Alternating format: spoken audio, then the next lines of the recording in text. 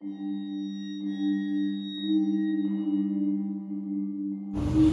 what's up guys? So this is the Real Paranormal Stories, episode 12. So we are now at the point where this is the most episodes in the seasons in season 2. If you hear that, that is my charcoal knife that I found.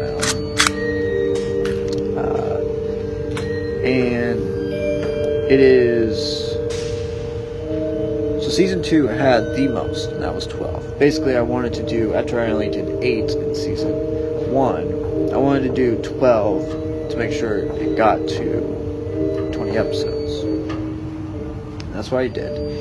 But now we are now at 52 episodes, which is just nuts. So I'm recording back to back to back. So I'm recording 3 weeks worth of stuff in basically 2 days. And this way I can have, for the first time ever, 3 straight weeks of not filming. And basically I would not be recording till at the very earliest Wednesday, Thursday at the very most. So I would be recording Thursday and Friday. Now the good thing is that if I record, the good thing about recording when I am, is that by the time I record again, I think if I record for 4 weeks, the only thing that I would have to do is record for the Man vs. Number 8. I think that's going to be the only major thing that I have to record. Obviously, the season finale of Horrifying Nights, and all that stuff. So I'm recording episode 10. And then obviously if I record 4 weeks, so I have basically an entire month off, I would be recording the final 3 episodes and then the first recap. So yeah. And my new rule is that once I am done, like every single time, at some point, there are rare times where all 3 channels are basically all on recaps. And what I plan on doing this time is once all the shows are done, I'm not going to even do after show. Just leave those channels inactive for 3-4 weeks until the seasons start again. And once that happens, obviously start everything over again. But yeah, recording 3 weeks for the first time ever. So far, so good. Even though I still have to record, 2 movies and all that stuff. 2 movies, but one of the movies is only going to be 30 minutes. The other is going to be an hour. And that's the thing. I really want Cormier's Mystery to be... Cormier's Mystery 3 I want to be good, but I don't want it to be too long.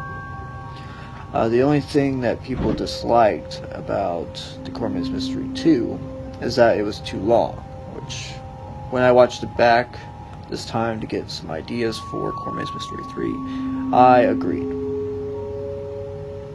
People thought that Cormier's Mystery 1 was perfect in its length. There were some people that you could have cut around maybe 5-10 minutes. That way it would have been only around an hour and 3 minutes. So I think that's what I'm going to do this time. Only do 1 hour. 1 hour exactly. Or just over 1 hour. 1 hour in. Because after I do all the,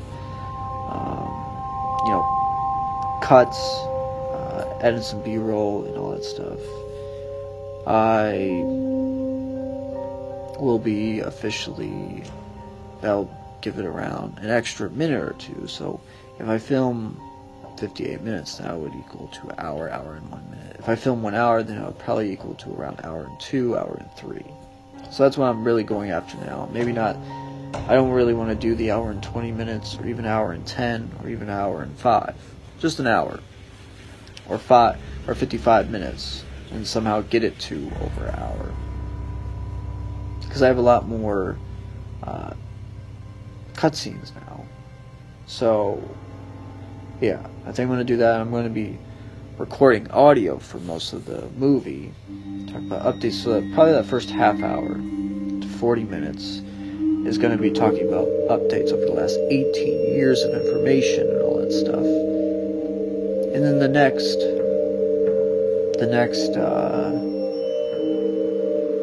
the last 20 minutes is going to be confronting the suspects and then finding out who is the killer. The killer will be revealed. But even after I have the killer revealed and I start the Cormius Mystery series, and it debuts on this channel on November 6th, I still want to do Cormius Mystery 4, start a new trilogy, where even though the killer is revealed, there's some twist. And there's a huge twist in the first episode that is revealed. And I already have that involved so that it can still go on, that there still is a mystery and all that stuff. And even though the viewers will know who it is, maybe the city won't. So, yeah, that's what I plan on doing. I plan on doing that. And then Cormius Mystery 4 through 6 will be like a new trilogy where Cormius Mystery 4 will be like an aftermath, updating everybody on what's been going on. And Cormius Mystery 4 will probably be the first one that's under an hour, maybe like 30 to 45 minutes. Same with Cormius Mystery 5 and 6. And basically make that a Halloween tradition